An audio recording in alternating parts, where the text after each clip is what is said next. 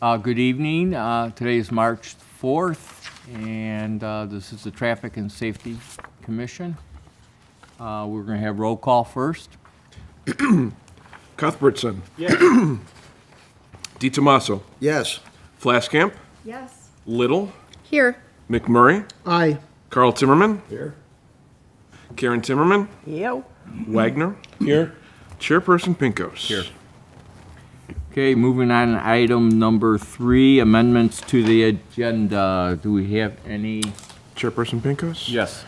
The January minutes are finalized and in the packet for the commission's consideration. Unfortunately, the February minutes were on me to finalize, and I failed to do so. So those are not available for consideration tonight. Bob, do you have a question? If it's in order, I'll make a motion to remove item 7B of the Okay. agenda. All right, do we have a second? Second. I don't do it. All in favor? Aye. Aye. Any nays? No. Okay, didn't know if you had to have a roll call on that. Okay, moving on, public comments, excuse me, public comments on agenda items. Actually, I had said a non-agenda item, but I see it's on the agenda, so. Okay, go ahead, we're gonna ask you to come up, try to limit it to 3 minutes. No problem. Thank you. I've said this so many times, I have it memorized. I'm talking about item 9, the reverse the parking on Wildwood.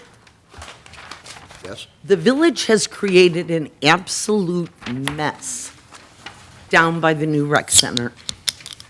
People are flying out of the parking lot, no regard for people already on the street that are having to slow down to take that curve.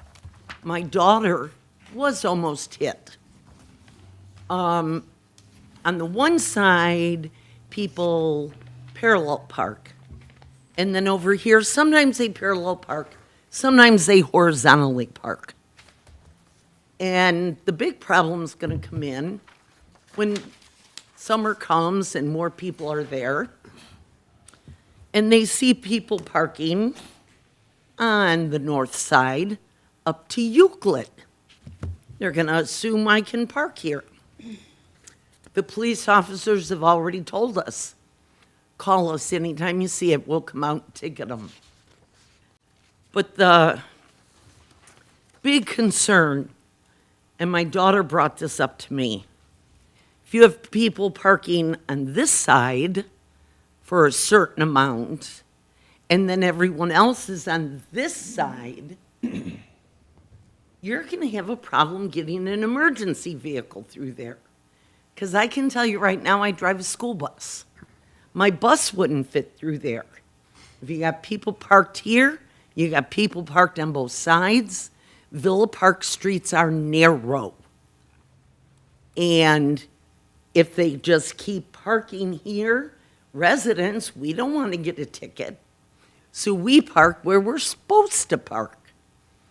And you could end up with a problem with emergency vehicles. To me, that's just one more reason to put us all back on the north side. Plus, we're coming on to spring. The foliage there's gonna be in full bloom again. If you got cars parked on there, kids come flying down that hill. They don't look, they're invincible, right? So all of a sudden, you're gonna have a kid popping out between a couple cars, and we could end up with a dead child. Because they do it all day long. There are specific routes from, like by Summit, by Charles, by Illinois. It's been done so often that there are ruts, and that's where the kids go. And it's just, to me, ridiculous to have parking on this side for the convenience of the rec center, but screw the residents that live there.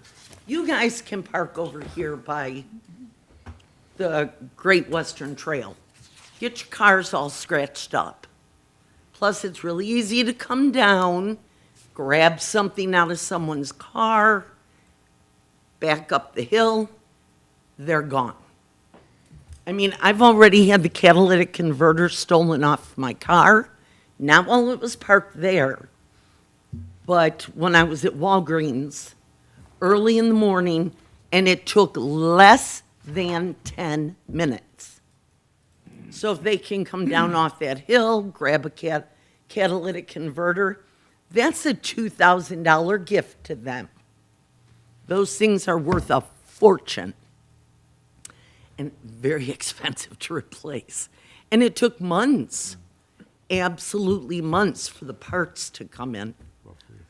So, I mean, there are so many reasons to do it, but I really am concerned about the emergency vehicles being able, I mean, fire trucks, huge. Ambulances.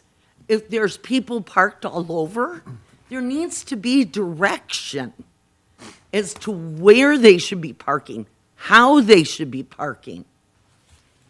And if we have to, put a gate coming out of the rec center.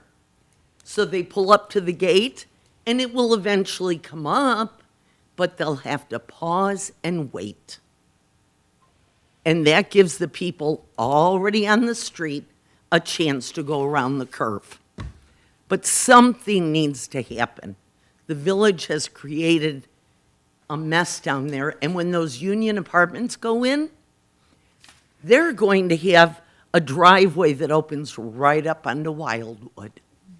So those people are going to fly from there all the way down to Illinois, turn right, go up to St. Charles Road.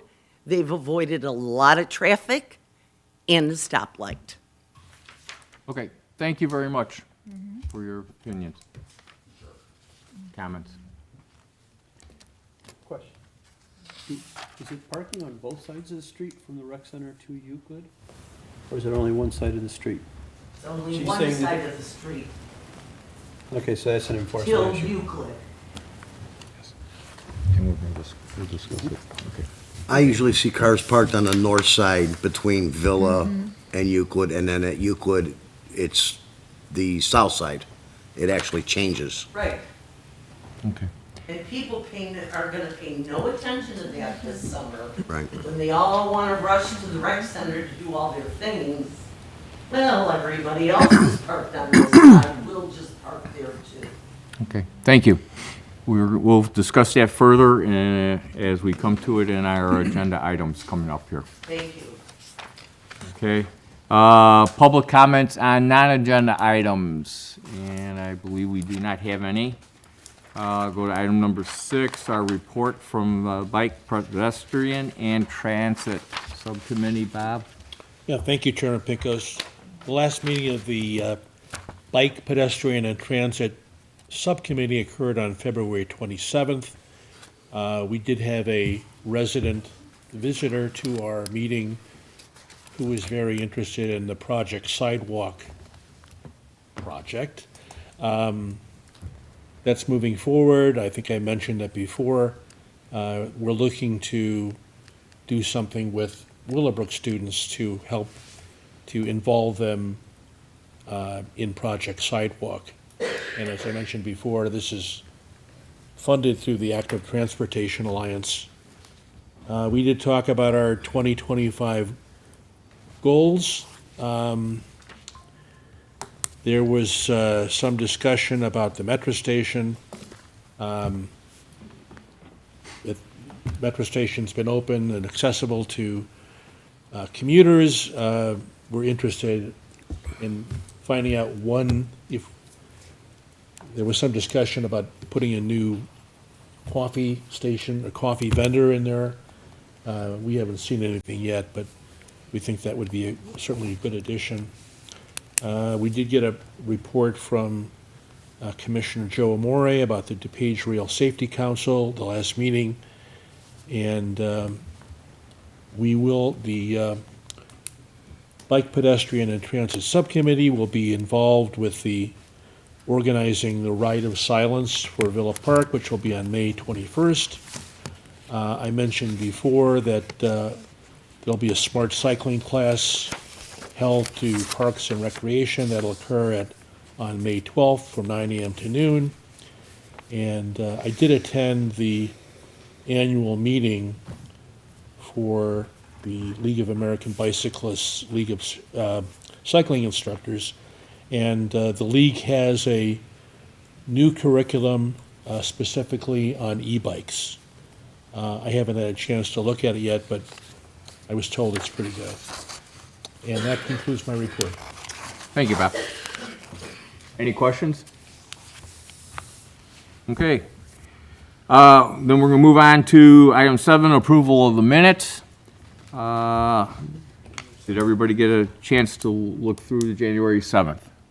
Yes, Bob? I'd like to make a motion to approve the minutes for the January 7th, 2025 meeting. Okay, do we have a second? Second. There's a tie. All right, was it Carl? Ed. Ed. All right, Ed seconded. All in favor, say, yay? Aye. Aye, yeah. Aye. Okay, long day already for me.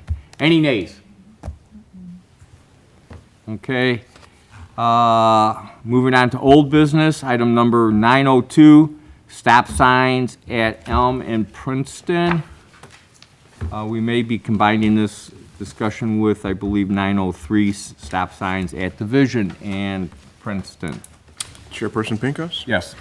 Obviously, as commissioners will recall, the engineering division is supposed to be working on a all-way stop control warrant study for both of those intersections. We still have not completed that effort, but per the commission's request at the February meeting, we did compile effectively a diagram as well as the associated traffic crash reports behind that, outlining the reported crashes for both of those intersections for the past 5 calendar years. Just one quick clarification in case the question comes up. The state of Illinois data through IDOT is only for the previous calendar year, so there will not be anything on here yet for 2025. Okay.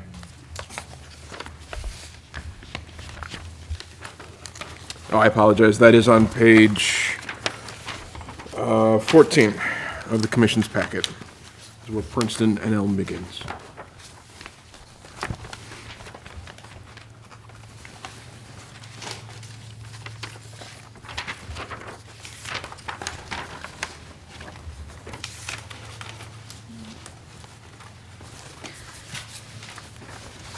I have a So, question. yes. So I'm looking at the illustration labeled Princeton and Division, and there's 2 traffic crashes marked at the house, on the corner. I'm sorry, I cannot brain what direction that is in the world. But there's one 6/16 in 2023 and 10/2 of 2023. Were those from traffic traveling on Division or Princeton, or is everything in there? Okay, so you're on Division in Princeton. Yeah, Princeton and Division. And there's one house that appears to have had a traffic crash in the front yard, or the side yard on each side of the house, or the front yard and the backyard. My question is every crash that's depicted in the pictures, is there a traffic report for that? So I just have to keep looking? That is correct, yes. Okay. Any of the points that show up on the exhibits correlate to a paper report. Okay, brilliant. But in response, I think, as I'm reviewing the report, I'm thinking that those points might not be in the right locations. Might not be accurate, okay. You know, shame on me for assuming that the data coming from the state website was, Exactly right? yes. So please give us a chance, well, pending the commission's conversation tonight, please give us a chance to fact check or quality control those against the descriptions themselves and adjust those if adjustments are needed.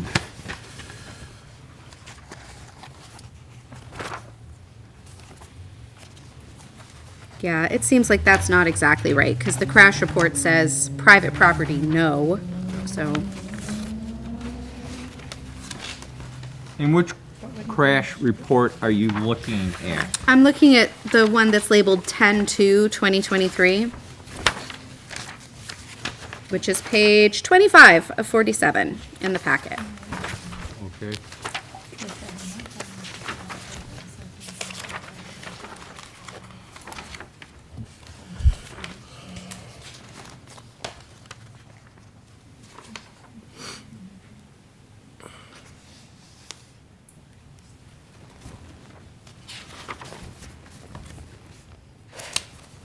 Sure.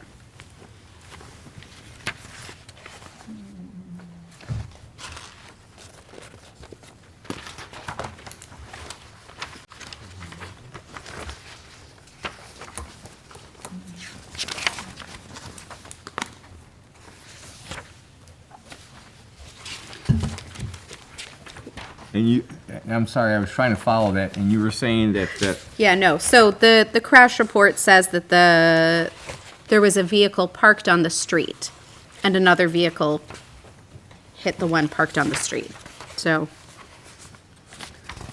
The dots are not exactly right. Observation. sure, go ahead. Okay, both of these, this happened on Princeton, not on Division, which Princeton is a stop sign street. And this was, cars northbound and southbound on Princeton, it was not on Division. Each road's deposit, he hit a parked car due to, swerving. But this is on a street that has a stop sign on it.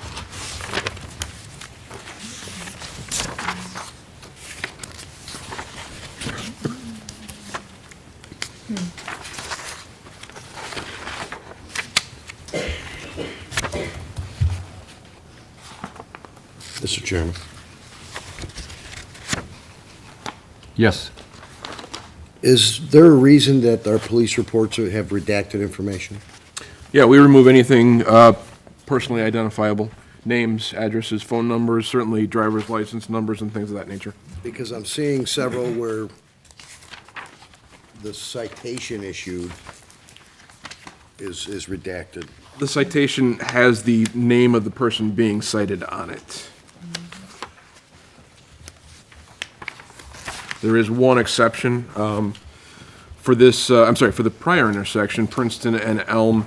The report had already inadvertently been provided to the commission before it was fully redacted. So Joel Lazaro, the driver determined to be at fault in that crash, is still listed with all of, well, not all, most of his personal information, his name at least.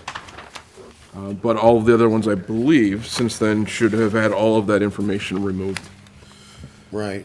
Because my concern with that is that whether or not a citation was issued and what for can give us a little bit of insight as to what the officer on the scene felt. Sure, and that is still visible. It won't tell you which driver received a citation, but the section refers to the Illinois state statute that was, What section? Right down here. Oh, you can't hear. Okay, all Point of right, information, all isn't right, fair Unit enough. 1 All right. generally the at-fault vehicle? that is my understanding, yes. I don't know if that's always the case. Unfortunately, Sergeant Land is not here tonight to answer that. Why can we not know who actually was given the citations? Again, we take people's names off of these as much as we can. I'm just saying, would we not be able to tell, like, if it was Unit 1 or Unit 2, or that they're specifying in the report? I guess going forward on these, we could manually enter Unit 1 or whatever it might be back in on top of the redaction, but Well, citations are public record. are they? Yeah, Okay, yeah, you can go to the DuPage County website and look them up. okay. Let me clear that with the people I need to speak with. If that's the case, we will leave those in going forward.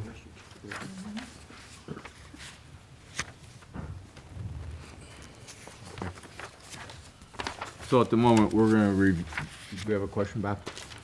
Well, my question is, the Warren studies, so, you know, and I'm not trying to be judgmental or anything. I realize we're short-staffed. We did have a resident come last month, and I could tell the frustration in their voice and in their comments that we, you know, weren't taking action, but of course, we don't have the information we need to make a decision. And I just want to know, do we have a high degree of certainty that we'll have the Warren studies next month? I wish I could say yes. I would rather not, well, I can't make any promises, unfortunately. Jack? Yes, actually, I was hoping the gentleman would be here tonight, because would like to ask him, in his opinion, what he thought was different about the intersection that made it unsafe, requiring a all-way stop rather than a two-direction stop. Yeah, I mean, there's 100 or so other two-direction stops, intersections in the village. What makes that one different, makes it more unsafe than the others? I'd like to see if I could get, evidently he lives there, so I would have liked to have gotten some more insight from the resident.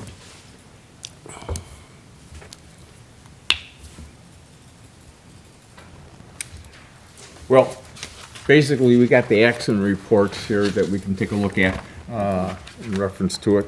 We don't have to sit here and just start reading it ourselves. We can study it a little bit later, so we can talk about it possibly more intelligently next meeting. And also too, Kevin, you'll get that straightened out on what can be blank, so we can see the citation scenarios. Yes. Just observing at the moment, doesn't seem like there's a lot of incidents at either intersection. Looks like we got 2 at Elm and possibly 4 at the Vision for a period of, it looks like, well, we just went back to, I believe, 2023. So, see a 22 in there? February 23, June Yeah. 23, 10/23. So, let's see if we can get our study done. And we can kind of, you can sit there and read the narrative, very good word, on what happened. And like, I don't know, you consider an accident, somebody backing out of the driveway that forgot that there's a car parked behind them. Seems like a lot of these don't actually have to do with the intersection, they were just near the intersection. Right. Time, yeah. Actually, Yeah. wasn't caused by the intersection itself. So, if Except we, one. pardon me, Karen? Except one, I think it was on Elm. I saw one where he was at the stop sign. He forgot to look one direction. There was a car coming from that, hit him in the rear quarter panel on the driver's side. Yeah, but the person was stopped, and obviously you gotta look both directions. But let's take a look at that, study these a little bit. Yes? Oh, sorry. Okay, I go had ahead. I had a question regarding the studies. I know, Wes did a lot of the first one. studies. One of the questions I had is like, how much does one of these studies cost? Like, what department pays for it? Do we have a budget for it? What happens? Kevin would be the best one to tell you. For these residential area, always stop control warrant studies, typically they're in the range of $1,000 to $1,200 per intersection. They basically, I don't know, I guess I wouldn't say there's a department that pays for them. There is typically generic funds, if you will, budgeted for engineering services. They do require, obviously, approval for the expense, which has to go through certain channels. So do we have like, what other items would go through that specific type of fund as well? Really, well, depending on which exact fund they come out of, whether it's the general fund or the street improvement fund, specifically any engineering services related to roads, streets, things of that nature. Okay, thank you. Can I say something? Go ahead, Jack. Just kind of food for thought, just kind of a little idea in your head. I spent roughly about 20 minutes sitting at one of the stop signs at Harvard and Division. And in that time that I was there, not one single car stopped. A few got close within, probably slowed down to 10 miles an hour, but not a single car stopped in 20 minutes. And I'm just wondering if we, by adding another intersection between Ardmore and Harvard, are we just gonna create more of a situation for one more stop sign for them to roll through? Give a false sense of security to pedestrians, or, it's just food for thought. Like I say, at Harvard, they're not stopping at all. Which I'm sure that goes on at all the intersections in town, but it just happened to be the 20 minutes that I was watching it. Not a single car stopped. I'm going to disagree with you in reference to it. I mean, I've seen a lot of intersections throughout the towns as I travel through the months, and they actually run through, I mean, they just run the stoplights. So it's unfortunate that people are not obeying the rules of the road and in reference to it. So, yeah, it's a problem, I think, everywhere. And if you don't have a police officer to enforce it, like anything else, they are take advantage of it. It's done. Yes. I know I do see it's a personality of people driving in and the pedestrians, that they need to be more observant and be more courteous and follow the rules. You know, putting flashing lights and signs and spinners and stripes and, you know, you can do all kinds of things to the street and to the road, but you know what, the person has to open their eyes and be more observant and follow the rules of the road. I mean, we've got a four-way stop at Vermont and Addison Road. We've got every bell whistle imaginable, cleared the foliage, warning signs, everything, and look at what it gets us. We have a problem there, and it's just, in most of those accidents, if you read the narrative, people not paying attention, they're not stopping. We can change a road until we're blue in the face, but the people have got to follow the rules of the road. Okay, I'm done whining. No, it's a good point. The people have to follow the rules of the road. Can I make a point to that real quick? Sure. That these are not changes to the road, these are changes to the signage. We're adding lots of different kinds of signs to try and change people's behavior, but those are not changes to the road design, they're changes to the signs. And there's a difference between changing infrastructure and changing signage. That's all. Noted, and I believe that's what Jack was basically saying, but in a generic type situation of saying roads. But, like I said, I run across it, I sit at a stoplight and I watch them go through the stoplights. So, Right, which are another kind of sign. exactly. And the key is, basically, the people have to obey the traffic conditions out there. So, signs, snow, whatever.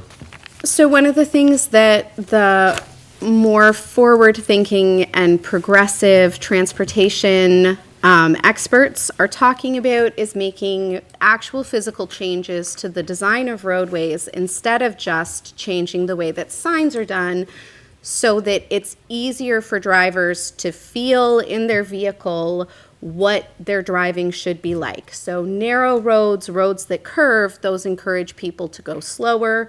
Wider roads, roads that are straight, encourage people to drive faster. Roads that have noisy surfaces as you drive over them encourage people to go slower. Smooth asphalt and cement encourage people to drive faster. So I'm just pointing out that changing signs, you're right, doesn't really make a big difference to people's behavior, but there are infrastructure changes that can be made to roadway design that do change people's behavior more effectively. And I know that we're not really in a place of discussion about changing infrastructure, but I do think it's important for us to have clear in our minds that adding more paint or more signs to an intersection doesn't fundamentally change the intersection in the same way that adding speed cushions changes an intersection, or adding curb bump outs for pedestrians, or adding other physical infrastructure that changes the roadway so that vehicle drivers cannot behave in more dangerous fashions. Right? And so when we're talking about like the crosswalk for Lufkin Pool, and people are saying, well, is that just going to give pedestrians a false sense of security? Yes, if you just slap some paint on the roadway, maybe it does give pedestrians a false sense of security. But I would advocate that there are choices we can make that are different than just changing the signage to make it so that pedestrians and cyclists and vehicle drivers can move more safely through our village. Traffic calming measures that are changes to the physical infrastructure. I don't have specific suggestions. I'm just putting it out there. Thank you. Thank you for your comments. Any other comments on these two items? What you're suggesting isn't going to change anybody's behavior. I drive a bus all over Illinois. I have seen some horrendous things. A roundabout, a speed bump, nothing. They don't care. Thank you. Joey's got a- Joe, yes. I move to table these till next month. I think that's a great idea. I'll second motion. Okay. All in favor, say aye. Aye. Any nays? Okay. Moving on to item number 906, crosswalks across Ardmore Avenue near Lufkin Pool. I think we're still waiting on a report there. I move we table that till next month. Good idea? Anybody else? Okay. Okay, we have, Yes, we have no No, I info. understand, I'm just saying, was there anything in play that's gonna be happening for a study there or something like that, or is that? Yeah. Okay. yes. Yeah, the village, in January, the village board approved an engineering services agreement for Phase 1 engineering design of the entire Ardmore Avenue corridor from Roosevelt to North Avenue. Part of that will include a pedestrian traffic study called the Lufkin Park corridor. But we're waiting until the weather warms so the park can be open and actually attracting pedestrians to it, as well as then hoping to overlap with school still being in session before summer break. So, Should we maybe table this till June?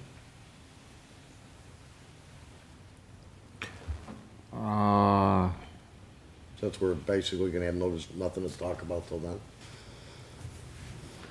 I think it's a good idea just to leave it on our agenda, just in case something develops Okay. earlier than what we anticipate. Ed? Just a question for Kevin, and we're not there yet as a perfectly acceptable answer to this. Is there any thoughts about, is this crosswalk going to be at the intersection of Jackson, middle of Ardmore, right by the park? And again, we don't know yet is a perfectly acceptable answer. my response to Jackson is, I think commissioners discussed at length that the existing crosswalk at Jackson, albeit on the north side of the street, is not sufficient. That pedestrians are typically not willing to walk up to that crosswalk, to use the crosswalk across Ardmore. Beyond that, though, the reason for this study is to determine what that best ideal location might be. I think I should say, staff generally would oppose the idea of a mid-block crosswalk. That would then leave, based on the data that comes back, either Monroe or, Van Buren? Van Buren or Congress as the two potential likely locations. Ed, Yes, Bob. I think he had. so when you say Van Buren and Ardmore, isn't that at the bottom of like, kind of like the tip of the hill? Mm-hmm. And you're thinking about, they said, what did they want to put there? I'm sorry, I missed that. They were thinking about doing a crosswalk there? Yeah, the purpose of this pedestrian traffic study is to identify where the majority of pedestrian traffic is crossing, if there is a particular location, and then beyond that, to identify whether that location is in fact the ideal location for a pedestrian crosswalk, or if there might be other considerations that would move it slightly compared to where most people are actually crossing. So there's a number of different variables in play. Okay, thanks. Yes, Bob? Related to the crosswalk issue, and I apologize, I don't have a specific location, but on Villa Avenue, it's close to Oak, there is a crosswalk that comes from the Elmhurst side and goes across, and it ends at a driveway. Is that proper per the MUTCD? I would say no. I could take a pic, you Oh, you probably know where it's at. yeah, I grew up 3 houses around the corner from it. It is between Pine and Maple. Okay. That is officially the crosswalk for the Salt Creek Greenway Trail, which runs on street from that location at, I believe technically comes out of, I can't remember if it's Albert or Thomas on the east side of Villa, but then runs up to Second, north of both sets of railroad tracks. So that crosswalk officially is for the Salt Creek Greenway Trail. Okay, so that, there may be some changes as we get closer, as we get into the Villa Avenue Improvement Project. Yes, Possibly. yes. Okay. Yeah, that crosswalk is not correctly implemented. It's a bit of a sore spot, actually. And we do hope to get that fixed. So unfortunately, that project predated just about anybody who is still with engineering at Villa Park, so. That's the only question I had. Okay, thank you. All right, so let's move on to item number 907, drive like your kids. We didn't vote I don't on think we tabling actually it yet, voted. Oh, I thought we did. There Okay, was a motion and a second. yes. All in favor, say aye. Aye. Any nays? Okay. Moving on to item number 907, drive like your kids play here signs. We have that here. We're gonna basically table it again to, because we're waiting for a couple of functions coming up here, if I remember correctly. Yes, Bob? So I think the next public, or the opportunity to distribute signs would probably be the Prairie Path Great Western Trail cleanup, and I think that's April 26th. So, my plan would be to be there to, it's an event put on by the Community Focused on Unifying Neighbors Commission, but I think the Bike Pedestrian Transit Subcommittee will be there as well. So we could distribute signs there, and maybe we could gauge what the interest is Right. for signs. And see what, yes, I think that's what we're anticipating, because we have, what, about 25 signs? No, I think it's 18. 18 signs? Okay. All right, so we still have 18 signs at least, so, okay. I totally agree with that. I believe that's what we discussed before at our last meeting, so, okay. So, Vicki? just curious, so we have 18 signs left, so we're not ordering them until we get rid of the 18 signs? At the moment, yes, because basically, one is that we're actually going out to the public trying to hand them out, okay, at different community events in our town, okay? So what happens if we run out of the 18 signs and we haven't ordered them yet? We'll go out and get some more. Well, why don't we just order them and be done with it? Yeah. Well, the key is to see what the interest is, okay? We were at several community events, and out of, I can't remember now if it was 100 signs? 200. 200 Signs. signs. 18 left. And we only had about half the season worth of Yeah. events. We got rid of them that fast. Bob did a great job of Okay. distributing. Yeah. But we need other people to be able to do that too, and that was a discussion that we were, Well, fine. but that's a separate issue. The question is, why don't we just order a batch of 200, and then we have them, and we can decide how to distribute them once we have them? I Bob, don't go ahead. understand why the delay. Okay, Well, my response would be, do we really want to order 200 more signs and have them sit in a closet at the police department? I think it would be more, better way to proceed is to, let's see how a couple public events, if there's still a demand for the signs, have we reached the saturation point or not? I mean, why spend funds if people are not, if we've distributed all the signs that people want, that's my point. I mean, the turnaround to get the signs is not that great. Yeah, it's 2 weeks roughly, as Joe pointed out last time. Yeah, it's only 2 weeks. And that was what I believe we decided on at our last meeting, to see what the interest was in reference to it, and was the market saturated, as Bob just stated. Yes, Vicki? Well, I guess I would look at it for two different ways. One, if there's market, if they do want them, should have them on hands rather than turning them away. If we have to order them within 2 weeks, because we have to come back to the meeting and then order them. And then the other thing is actually coming out of winter, because some people may have left them in their yards, they may have been damaged during the winter and so forth, and if they see them available, then they might want to be able to get another one at this point in time. So I think having them on hand would be a better solution rather than having to say no to someone that we don't have them. Cost difference between ordering 50 or 100 versus 200? Yes, Bob? Yeah, we do have 18 on hand. We do. So, yeah, I don't think they're distributed. We'd have to double check. Okay. So, Jack's question is, what is the difference in cost if we order a smaller amount? Was there a drastic difference in cost? Not really drastic, but there is a difference. I think it's maybe 50 or 75 cents a sign. And it would seem to me that we went through almost 200 signs and didn't get them until July, if I remember right. We missed Summerfest, we missed a lot of the other early events. So I don't know that the market's saturated at this point. And if we order 200 more and we only go through 100 this season, fine, then next season we've got another 100. I don't see this as a major problem. I don't understand why the pushback. Yes, ma'am. Can I make a suggestion and/or ask a question? Can we put those signs like, You need to come up to the microphone. I'm sorry. Gotta get you on camera. Sorry, Tina. 632 North Princeton. Can we take those signs and put one at every park where we have a park, and at the schools? So that way they're displayed there as well?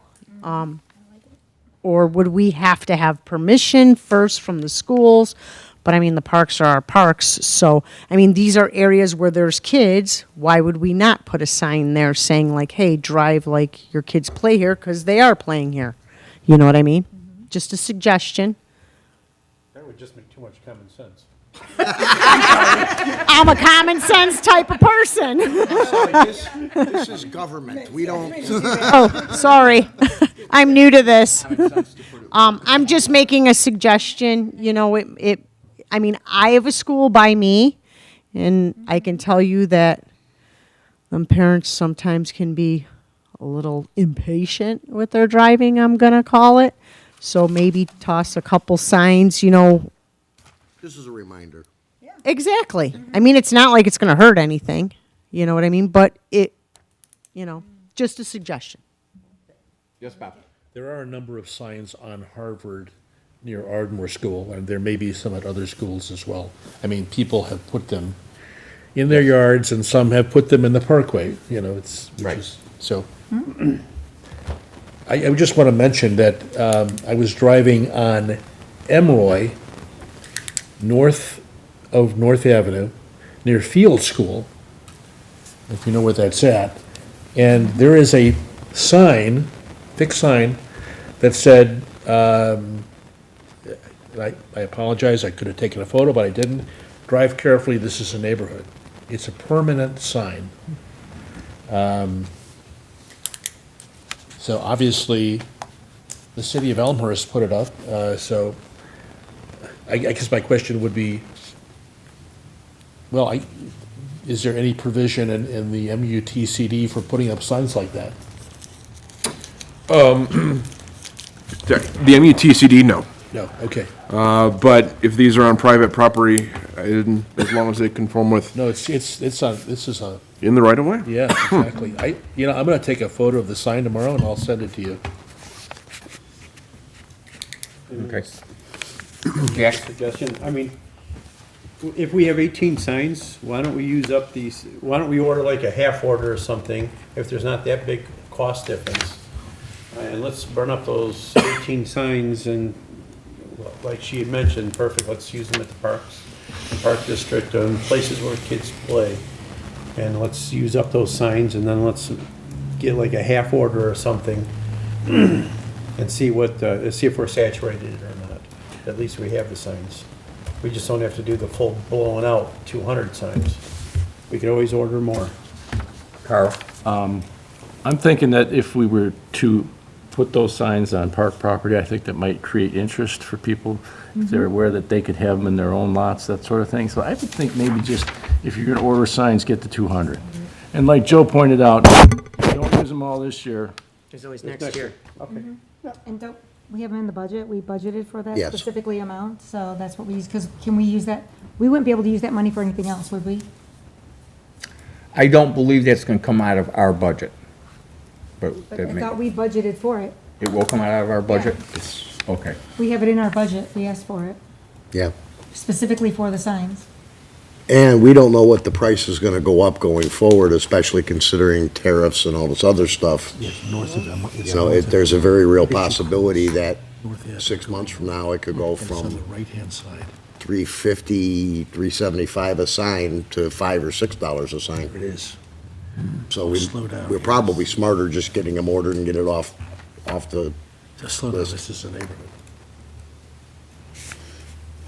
Okay, so I'm getting the idea that we are in favor of ordering more signs. I'll make a motion to that Yeah, make a effect. motion? I'll second. I'll second. I'll make the motion. Order the 200 signs. Do it, Vicky. Please, I yield to you. You're like a second delayed. So, I'm understanding, we're agreeing on ordering 200 signs. Correct. Well, that's the motion. That's the We're motion. not agreeing anything yet. Okay, well, I want to make sure, because we had half orders, partial orders, whatever, 50. I'll So make a we're mo- I'll agreeing, make- we're talking about a Make the motion motion, we to go 200 signs. 200 signs. Second the motion. Okay. All right. Here's what I'm going with original. Vicky, you motioned it and said 200 signs. I did. Okay. I thought, Carl, did you agree to? I yielded to her. I made the motion and Joe seconded, but I agreed to Okay. yield. So she, Hear me down here, Who is the Carl. second? Just say, I'll second, that's fine. no. Wait, you made the motioned. You made the motion. Okay. Joe's second. All in favor, say aye. Okay, let's, There was no discussion. Any here. nays? I mean, okay, there's a motion, then there should be discussion. okay. And we're gonna discuss, We got discussion? Yeah, my discussion, go ahead. yeah, I think this is something you should probably do in coordination with the police department. Okay, we got 200 signs. You're getting these 200 signs now, folks. There should be communication between the commission and the police department. So we are now telling them, you're getting these signs. Figure out a place to store them. Okay. That's my point. No, I totally understand that, and I think that would be part of us getting ready to order the signs, that the police department could handle them again. But, so you're suggesting that we should end up, I think you should talk to Police Chief Rivas, Deputy Chief McCann, to see if, hey, this is what the commission would like to do. Are you prepared to store these and help us distribute them? That would be a logical way to proceed. Kevin? Just a question for my own, my own knowledge. What was the size of the 200 signs as they were delivered last time? Are we talking a whole bunch of, There are a few boxes, large boxes, and then wires for the signs as well. Yeah. I mean, It's they had to maybe- move those. It's a stack maybe 5 feet I'd like to tall. be recognized. Yes. Yeah, they had to move those around several times because there was storage issues with them. Well, there was, Water leak issue, and they had to move the signs. there were storage issues So- because they were under some construction. That's why there were storage issues. Okay, so I think Bob brought up a good point. Let's double check to see if the police department can store the signs. Basically, we're getting to the point that we're looking for a place to store the signs. And if the police department can't, bear with, maybe somewhere in the other, our garages of the Public Works or something, but you know that better than I do. Or the Public Works building. I would suggest that the conversation be had with the police department first and then see where we land. Okay. Yes, I'd just like to point out, we didn't do this last time and it worked out just fine. Yeah. So the village manager got together with the police chief, they figured out where they wanted to keep them. I didn't hear any complaints. I didn't hear any problems. you are totally correct. You So- talked to the village manager. The village manager said that he would approve the signs and everything else. And at that point, they checked with the police department to see if they would be able to Right. store the signs, and then they proceeded to order the signs. No, I think they ordered them at first. It wasn't until they actually arrived that they decided where to put them. So I think we're worrying about nothing is my point. It worked out fine last Okay. time, it'll work out fine this time. Yes. In the spirit of good communication, I think it would be good to have a conversation with the manager's office and the police department to say, this is what we would like to do, rather than just say, here they come, find a place to put them. I mean, we don't work in the police department, we don't know what aggravation or issues they had. I know that they had to move them a couple times, that's all I'm Okay. saying. Vicky? Last thing, just saying, I understand the spirit of communication, but we did communicate with them as it is in the budget for us specifically to order the signs. The manager's office did approve that. So they must know that we are going to order the signs and that they would be the same system that we have done previously. As to that's what we were doing. Okay. If Yes. I may make a suggestion. Yes, Carl. Being that if we go through all this communication process, before we have a vote, we can't do that until next meeting. Right. Okay? So what I'm thinking is if we vote to approve it, and we can depend it on whether or not the police have a place to store it or whatever based on having that, we have a vote in place that action can be taken before the next meeting. You could follow what I'm saying? Yes.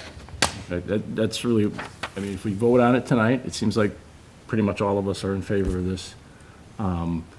We don't have to wait till after next month to order it if it's okay with the police department and the manager's office. Okay, so we're gonna close this off with the situation is, we're all in favor of ordering more signs. So with that, I will contact the village manager and I will go through the process to see what, we'll go through the process of getting the, talk to him about the signs and find out if there's a major problem with storing them and communicate with the village manager. And if he says that we cannot store them anywhere, that's obviously gonna be a situation that we end that of getting the signs. And then we'll discuss it at the next meeting. Well, ultimately, the village manager has to sign off on the purchase anyway. Yes, I'm just, We can vote all day long, he can still say no.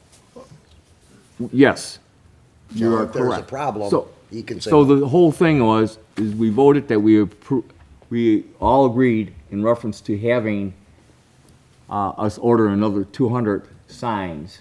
Except we haven't voted yet.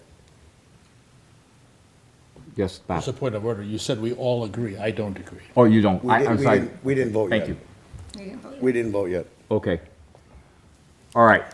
So we have a motion to go ahead and, or, we agree on ordering signs, 200 signs. 200 signs. We had somebody that, Vicky, okay, and somebody seconded. right? Joe. Okay. Let's vote in reference to this. Roll call. Roll call. Cuthbertson. Yes. Sorry, bear with me here 1 second. D. Tomaso. Yes. Flaskamp. Yes. Little. No. McMurray. Present. Carl Zimmerman. Yes. Karen Zimmerman. Yes. Wagner. No. I don't think we technically need your vote, Jay, but Chairperson Pincos. No. Motion carries. Okay. And just to clarify, are you gonna take point with talking to the manager's office? Because last time we did have a little confusion. Yes, yeah. That's why I'm asking, so. That's the reason why I am, yes. Okay, if there's any concerns or questions about where to get the signs, reach out to me and I'll get you Right. the information. So, okay? All right. Smile, Carl, it's almost there. Next. Okay, moving on to item number 908. Speeding and traffic safety issues at Madison, on Madison. Yes, just to clarify for my knowledge and Janelle's knowledge, does the commission wish to leave this item open pending the vote that was just held? Or what is the commission's desire with regard to the item itself? Good question. I'm only asking because the vote, the motion that just carried has no bearing on the item itself. I guess I'm in favor of leaving it there, so if something develops out of the village manager's office, we can discuss it coming up on, Right, so we can close it next month? yes. Yeah. Understood? Thank you. Does everybody agree to that idea? Sure. If it helps, I could probably take a few signs at my house. I need a new one, so we're halfway home. But I'll find a place. Okay.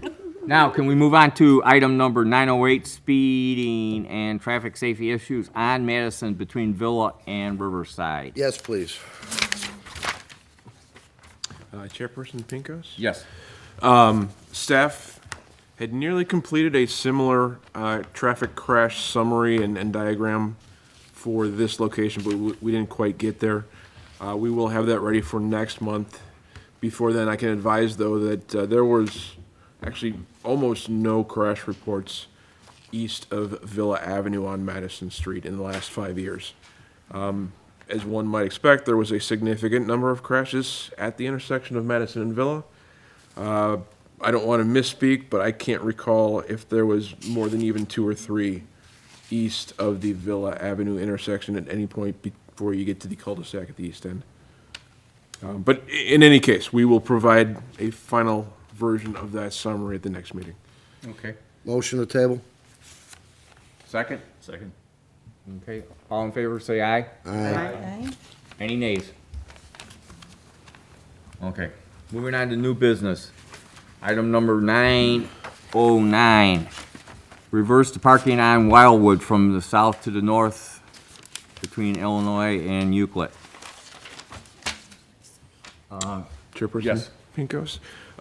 I would just like to note for the commission's information, regardless of whether or not the commission elects to vote to approve a recommendation to make parking changes as requested, there is a need to make parking changes out there simply to reconcile the village code.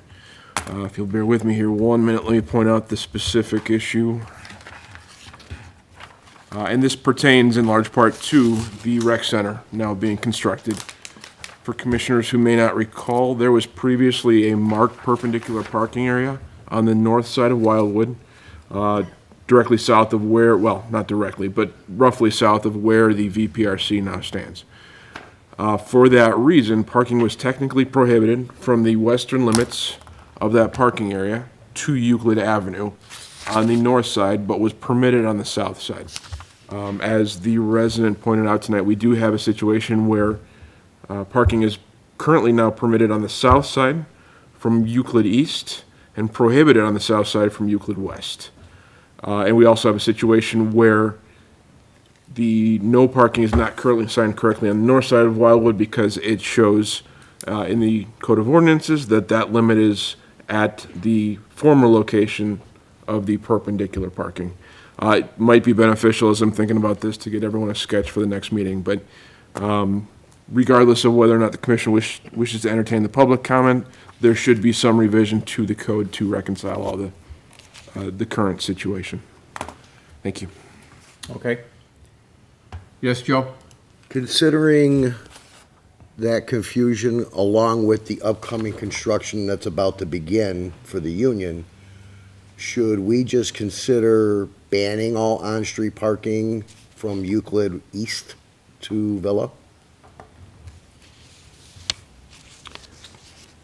At least on a temporary basis till the No, union's constructed?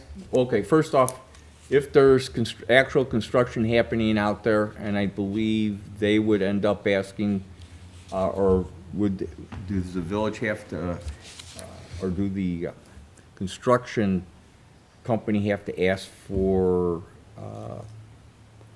no parking on that street if they're involved with?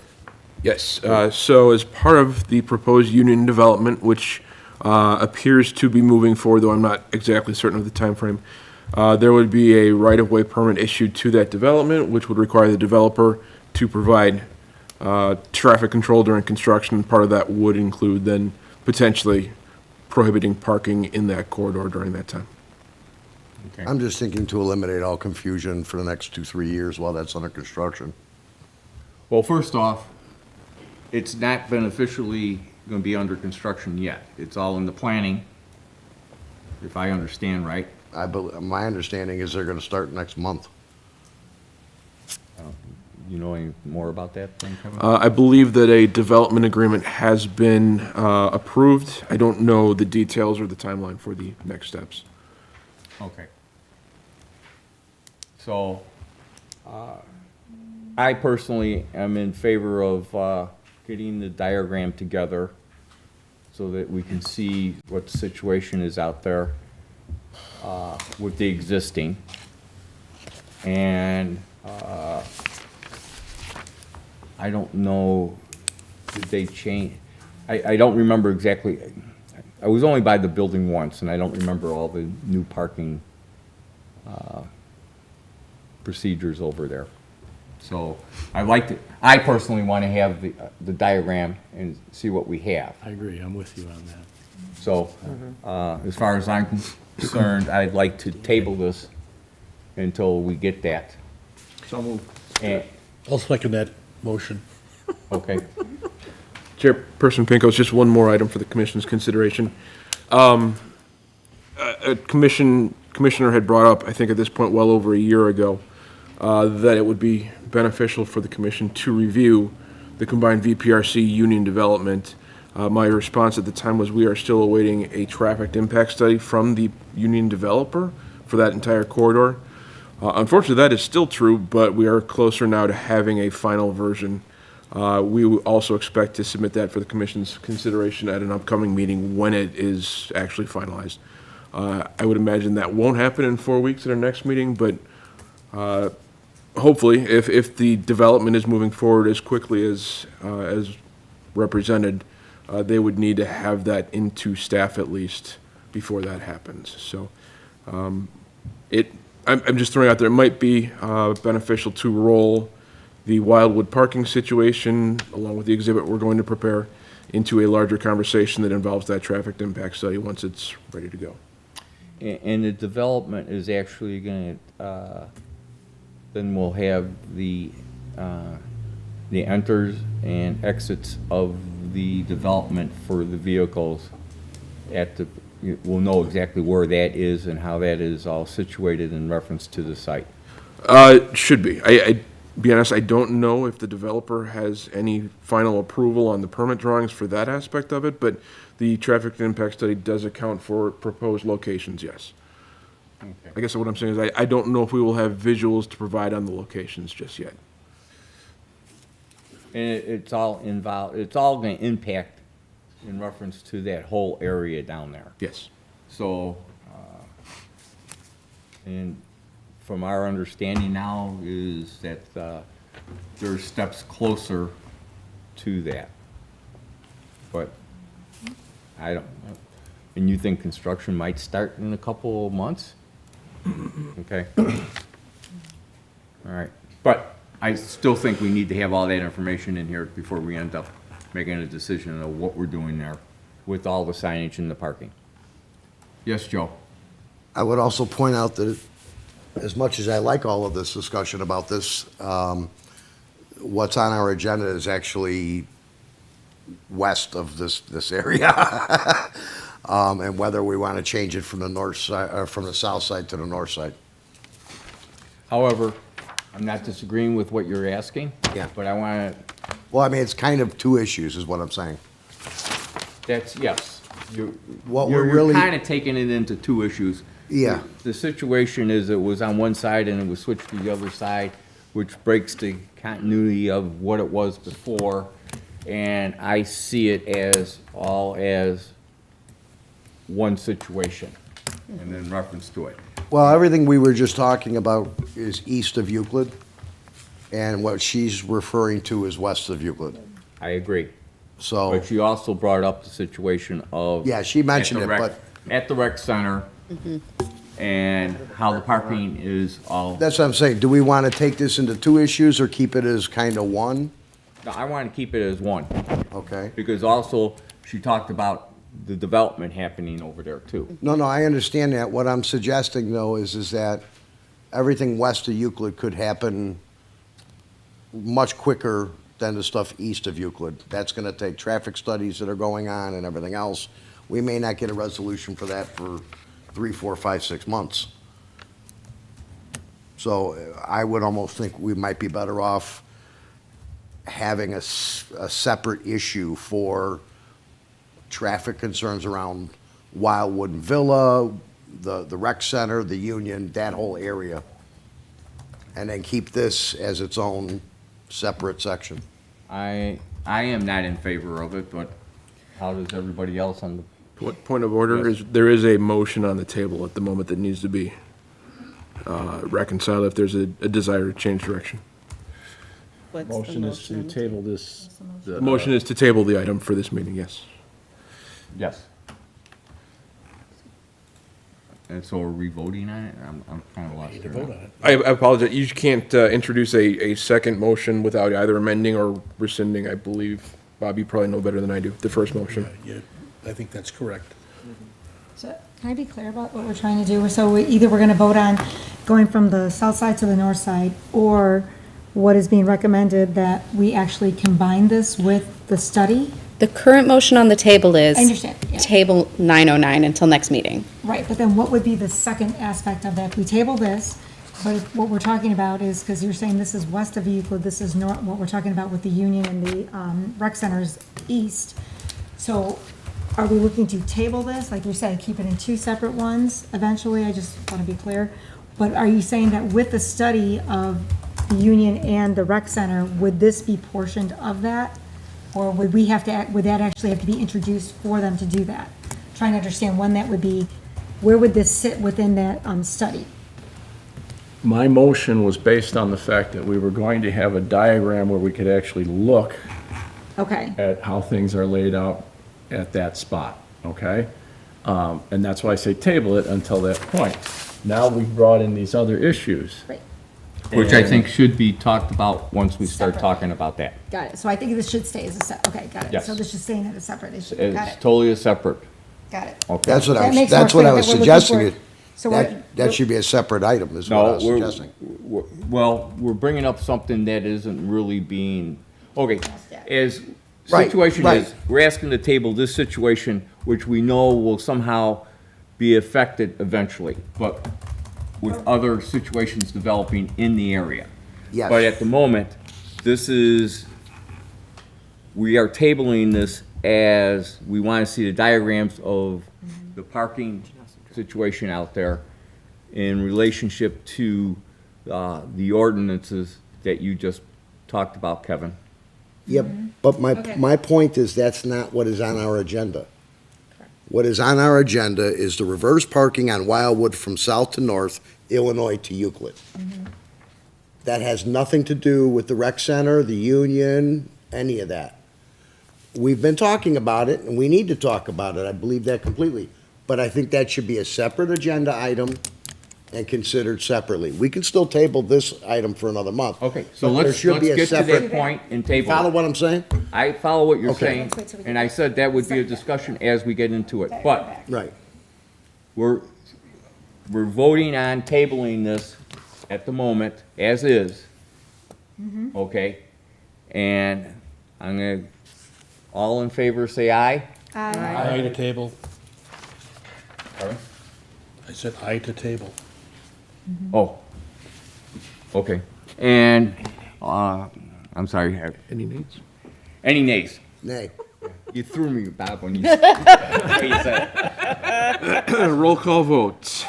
Sorry, that's your line, not mine. Jumped ahead of you here. Cuthbertson. Yes. DiTomaso. Yes.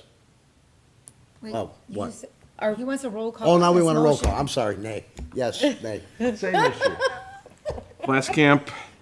I'm Aye. confused. Little. Aye. McMurray. Aye. Carl Timmerman. Yes. Karen Timmerman. Yeah. Wagner. Yes. Chairperson Pincos. Yes. Motion carries. Okay. Okay. He's always the first one. All right, let's keep moving on. Moving on to item number 10, commissioners' comments. Point of order, Chairperson Pincos. Even though it doesn't show up on the agenda, there is also typically an opportunity for new business discussion that's not already on the agenda under item 9. I apologize, I'm not sure if I omitted it this month by accident or not, but Well, actually, shouldn't this new business be up because we put that in from last time? we can set that up if the commission would prefer that, yes, if an item is added at the prior meeting, it goes under old rather than new. Yes. Okay. That hasn't been our past practice, but sure, going forward. Okay, I'm sorry. No worries. Okay. Is there any new business? I got an email from I don't have a word, person in Villa Park about a topic, a resident, thank you, dear Lord. And I'm just gonna read it verbatim from my email, great. Back when Target was built in 2019, they closed parts of Chatham and Harvard north of North Avenue. This was done because of a concern of traffic going down those streets. But there was an adverse effect where it diverted traffic from the closed streets onto Yale Avenue, which has created a more dangerous situation that attracts more people speeding and people who blow through the stop signs. There has been one, it says accident, but crash, where a motorcyclist was hit because of the excess traffic. This person is asking to look into opening Chatham and Harvard back up to relieve Yale of the excess traffic that it is getting.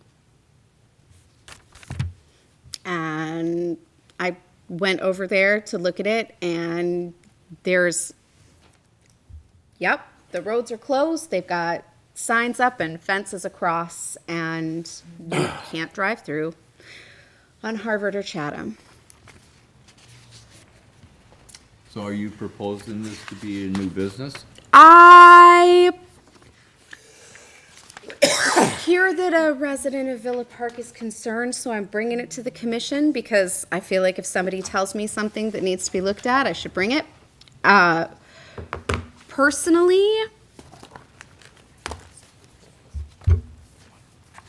Can we find out why they were closed in the first place? I mean, obviously, when Target was built, can we find out what the recommendation was as to why they were closed? We can try and go back and see if there's any, sorry, do you mind if I? Sure, go ahead. Staff can go back and look and see if there's any documentation as to these specific reasons. I can't promise we'll find anything, Okay. but we could check.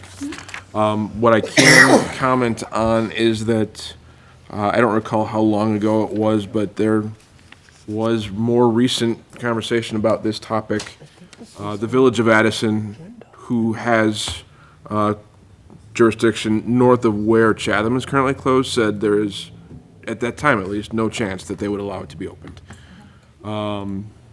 Harvard's a little different in that the village has, that is the Village of Villa Park, has jurisdiction over the east half of Harvard north of the closure and the full width of Harvard south of the closure. So that one might, well, that one is a different situation, but So we could open half the street? I'm just explaining the conditions, the facts. I think Ed had a question. Oh, the only thing I was gonna say is, I think this came up a few years ago, on our agenda. I remember I us don't just, think it was Target. I think it was involved the shopping center there, the North Park Mall there. it was something, but I just remember Harvard, and I remember at one point we couldn't do anything because of the Village of Addison at that time. Now that might have changed, but that was just to add some context.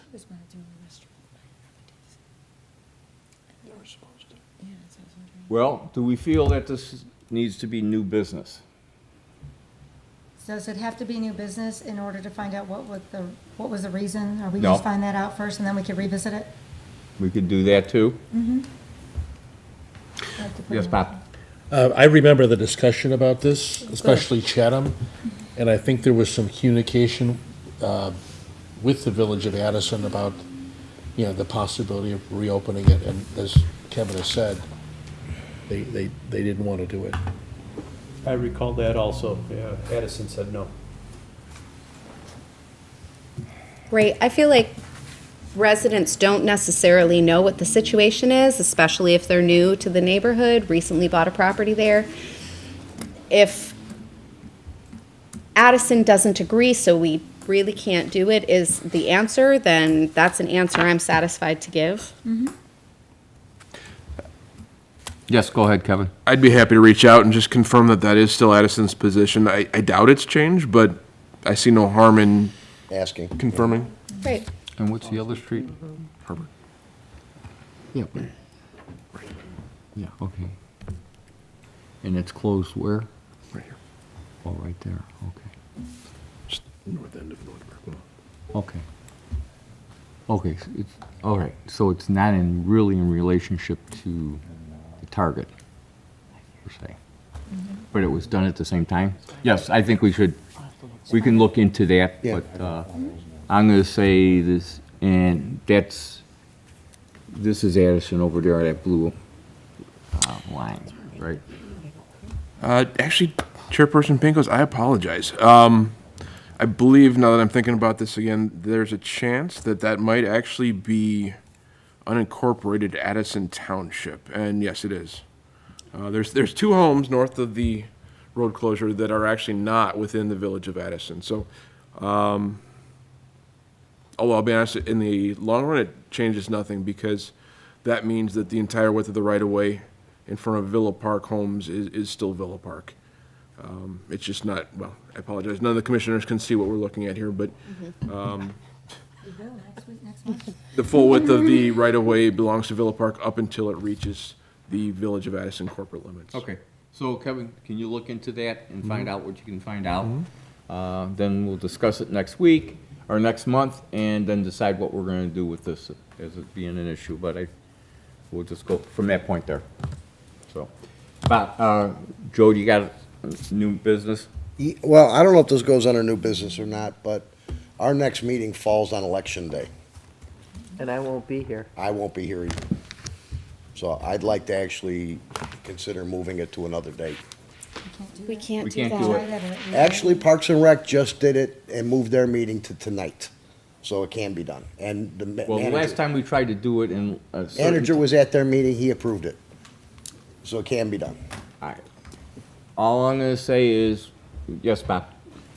Okay, well, the point they'll make is that the polls we closed by 8 o'clock, at 7 o'clock, so.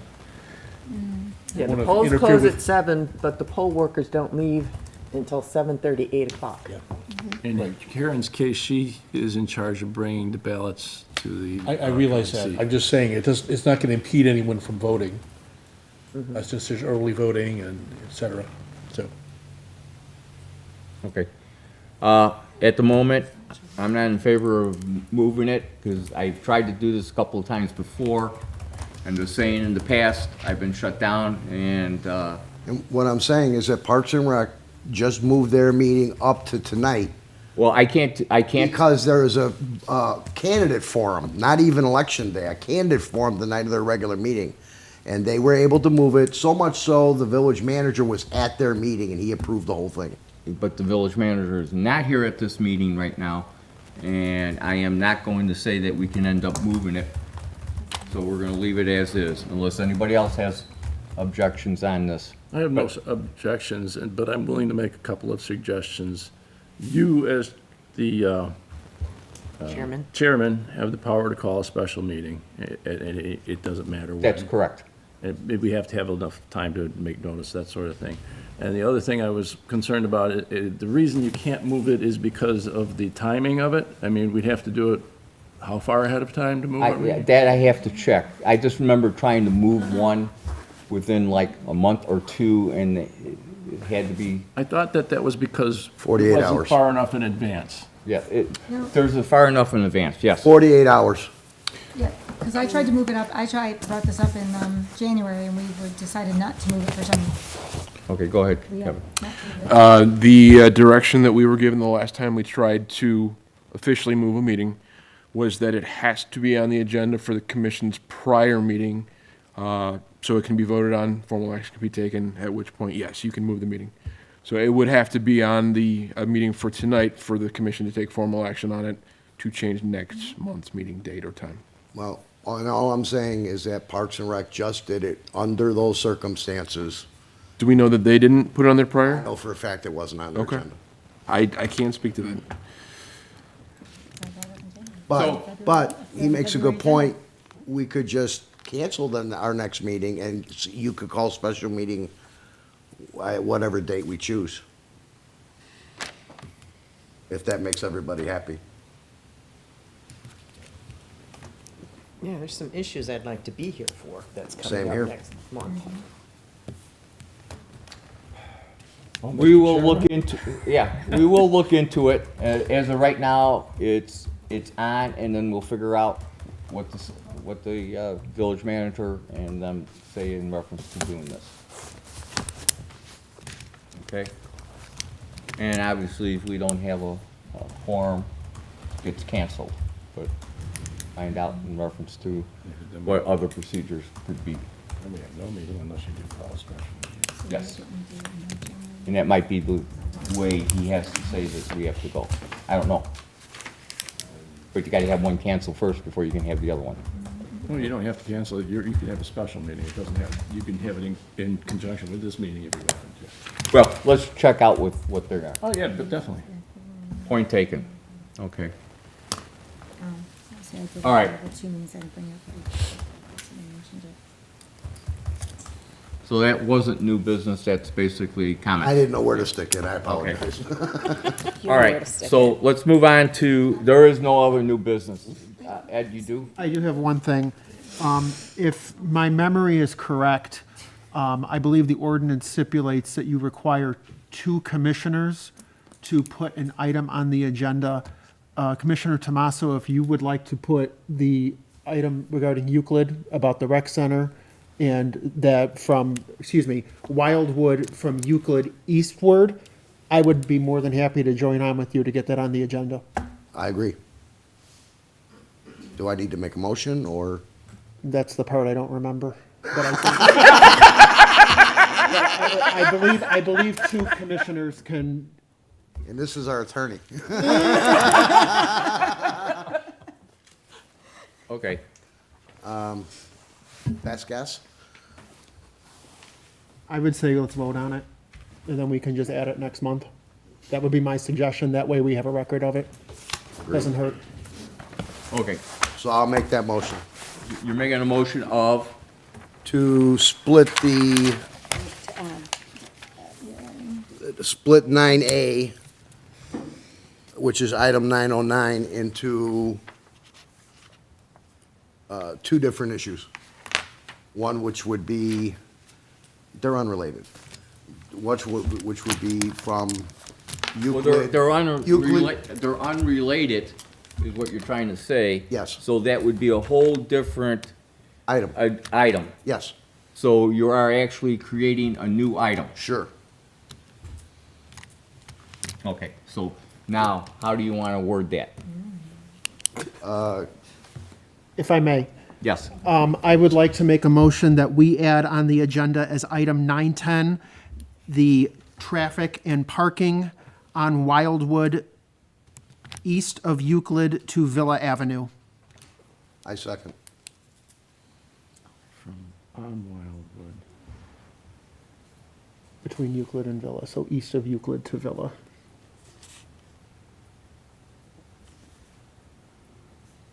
My memory's not what it used to be, I guess. Do we want to include the intersection of Villa and, God, no. do you want to amend your wording a little bit? Yeah, I think that's appropriate. So it would be, as amended, the parking on Wildwood from Euclid east to Villa, including the intersection of Villa and Wildwood.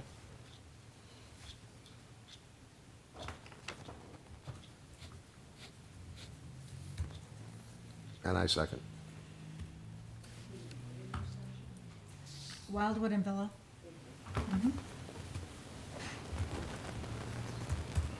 Okay, so we got that motion? Yeah, okay. So, all in favor, say aye. Discussion? Oh, okay, discussion? Yeah. I'm sorry. Discussion usually follows a motion. Okay, you, Okay. Wouldn't it be better for us to wait to see what the configuration of the union is going to be, so that we can make, and Kevin has also mentioned that there's a traffic study's gonna occur. We're just creating the item to discuss all that Yeah. with, Bob. that's, and that's the way I'm looking at it right now. We're creating an item to look at that specific situation, which then would be Okay. involving what's going on with Villa, which could be drawn out because we eventually want to see the final plans of the development at that situation. So does that work for you? I mean, does You've that, answered my you've given me some information. yes, Vicky? So I don't know if, can we have some, if the plans are already permitted for the union, can we have those included in our packet for next time too? I don't know if they are or not. If they are, I don't know. Well, whatever information We have- is available. Actually, if you could get it to us before the meeting, provided that it is available, then we could look it over a little bit before we start talking about it.